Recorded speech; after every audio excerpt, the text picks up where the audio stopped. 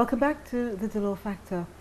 Zephrina, one of the main concerns could be that parents now listening might think, well, I don't want my child to go anywhere. They should be able to come home and talk to me. Mm-hmm.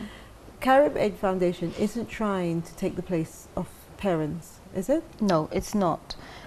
It's just basically, it's a place that they could feel comfortable to speak to someone, on a mutual ground. I mean, bear in mind, you have some, as I said, there are some children who do not have that communication with the parents, and there are some who are frightened of the parents. And so they need a mutual ground where someone that they can confide in to speak to. So we're not taking the place of the parents, because they may say, well, it's my job to be able to listen to what my child has to say. But then what you, the parents, need to understand is that they may find that the topic they want to discuss with you, it's pretty difficult to talk about, as well as the fact they sort of think about the consequences of the topic that they're going to talk about. Be it that, as I say, if they got themselves pregnant, mother would chuck them out. Right. The fear of that. But Caribaid was more established or more thought about for the young single parent. Whether it's male or female. We've been talking a lot about female, but of course there is the male angle of that. So if you had a single parent, male or female, coming to the foundation, what can they expect? We are there, the facility is there to help them to come in, to put their child in that facility where they know the child will be safe, taken care of by professionals. And so therefore they can, they're able to go out and seek employment and that sort of thing. But, we're trying to be a little bit bigger than that as well, also to not just, they may be quite happy being at home taking care of the child themselves just for a number of years until the child is older. That is fine. But then it could be a center for them to come in so the children can actually interact with other children, that they're there, they spend, whether it's, half a day, what have you. Again, it'd be good as well that, they can, have other mothers that they can relate to, sit and speak to, that kind of thing. Kind of like a... We've spoken a lot about social support, but where does the financial support go to?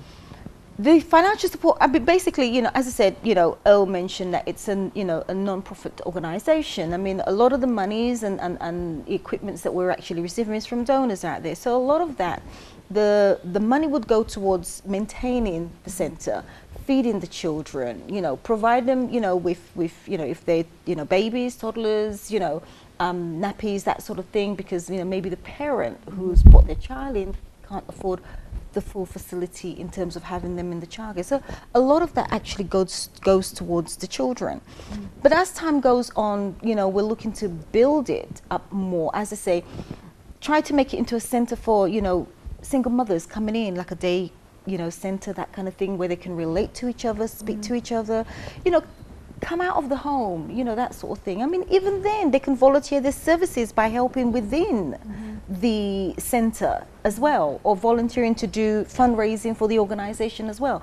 So this is good. It's a way of just getting them out there to do little things, to build their self-esteem, and have some kind of confidence within themselves. And apart from what you've just outlined there, Earl mentioned earlier fundraising activities.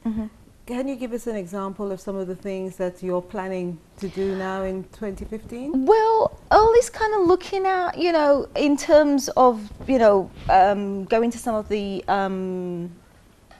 outside the supermarket sort of thing, to do car wash, doing some form of ever activities, sports days activities where, parents can come in, bring their children, have rides, pay for the rides, that sort of, and that money will actually go towards, the foundation in terms of building it up and that sort of thing. And I know the foundation was very active, especially towards the end of 2014. You had Christmas activities and you had all these things happening. How can young people contact Caribaid? Caribaid. You got it right. Caribaid. We have got a website.